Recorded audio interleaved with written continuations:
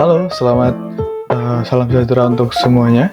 Nah, kali ini kami dari kelompok 3 akan membagikan hasil diskusi kami mengenai topik 1, ruang kolaborasi, perancangan, dan pengembangan kurikulum. Nah, pertama-tama perkenalkan anggota kelompok kami. Di sini ada yang pertama Rian Anggara, lalu Hanifah Dwi Setianingsih, dan selanjutnya Sri Kardasih. Nah, pertama, terkait penjelasan dengan prinsip dari efektivitas untuk pengembangan kurikulum, yaitu mengembangkan kurikulum pendidikan perlu mempertimbangkan prinsip efektivitas. Yang dimaksud dengan efektivitas di sini adalah sejauh mana rencana program pembelajaran dicapai atau diimplementasikan. Selanjutnya, aspek ini dibagi menjadi dua hal utama. Yang pertama, aspek efektivitas belajar siswa dan juga aspek efektivitas mengajar guru. Aspek efektivitas belajar siswa perlu dikembangkan kurikulum yang terkait dengan metodologi pembelajaran sehingga apa yang sudah direncanakan dapat tercapai dengan metode yang relevan dengan materi atau materi pembelajaran. Yang selanjutnya, efektivitas mengajar guru. Jika masih kurang efektif dalam mengajar bahan ajar atau program, maka itu menjadi bahan dalam pengembangan kurikulum di masa depan, yaitu dengan mengadakan pelatihan, workshop, dan juga hal-hal yang lainnya. Selanjutnya, contoh implementasi prinsip efektif dalam pembelajaran. Nah, prinsip-prinsip yang dapat dan harus dipegang dalam mewujudkan proses pembelajaran yang efektif. Prinsip ini meliputi interaksi, komunikasi, mengembangkan keingintahuan, membangkitkan motivasi, dan juga memberikan tugas yang menantang. Selanjutnya, yang terakhir adalah melakukan refleksi. Selanjutnya, prinsip efektif bagi siswa dan juga guru. Hal ini dilihat dari dua hal pula, yaitu cara mengajar guru dan bahan ajar yang digunakan. Guru dapat menerapkan strategi, metode, dan model pembelajaran yang efektif, seperti pembelajaran yang berpusat pada siswa. Dalam kegiatan pembelajaran, proses harus berpihak pada siswa.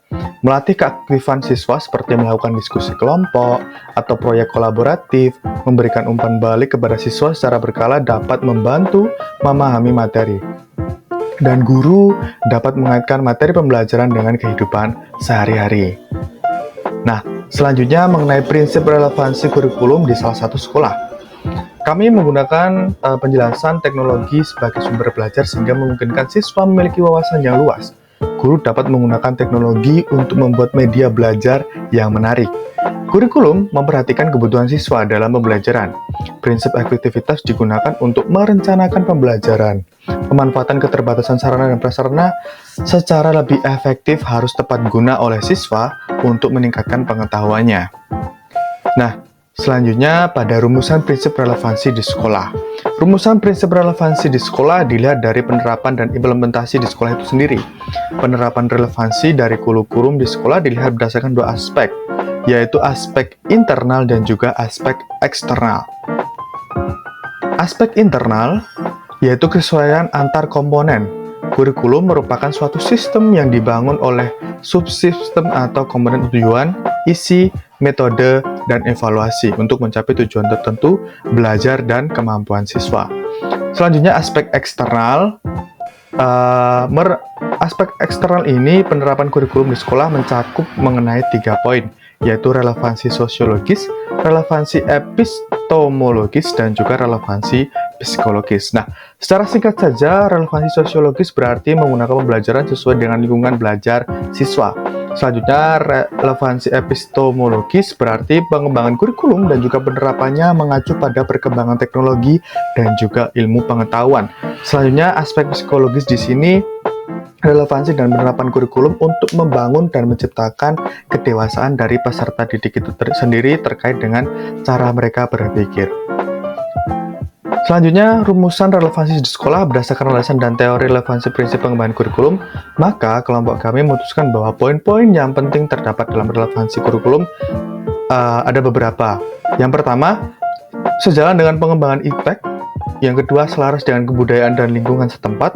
Ketiga, berpihak pada aspek psikologis murid. Yang keempat, konektivitas dari setiap mata pelajaran yang disampaikan. Kelima, kolaborasi antara sekolah, guru, dan juga orang tua murid.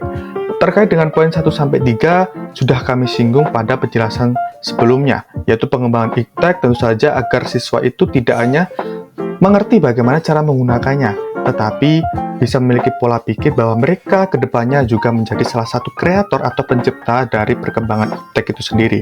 Selanjutnya, selaras dengan kebudayaan dan lingkungan setempat, di sini kami memikirkan bahwa kurikulum harusnya berpihak pada lingkungan murid itu sendiri, karena menurut kami, murid yang belajar di sekolah pasti kedepannya akan kembali lagi di lingkungan mereka untuk mengembangkan kembali tempat tinggal mereka.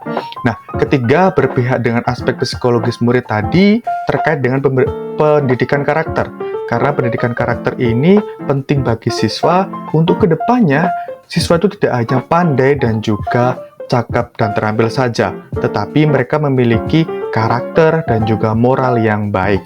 Keempat, konektivitas dari setiap mata pelajaran yang disampaikan agar semua yang berjalan di sekolah itu memiliki tujuan yang sama, tidak terpisah satu sama lain. Yang terakhir, kolaborasi antara sekolah, guru, dan murid ini memungkinkan bahwasanya proses berkembangnya antara siswa itu tidak hanya diserahkan pada guru saja yang mengabu di kelas, tetapi harus ada konektivitas antara sekolah dan juga orang tua murid sebagai salah satu pengawas dari proses belajar siswa di sekolah. Seperti itu. Nah, begitu untuk penjelasan dari kelompok 3 kami. Terima kasih sekali untuk perhatiannya. Semoga bermanfaat bagi kita semua. Sehat selalu dan salam sejahtera untuk semua guru-guru di Indonesia.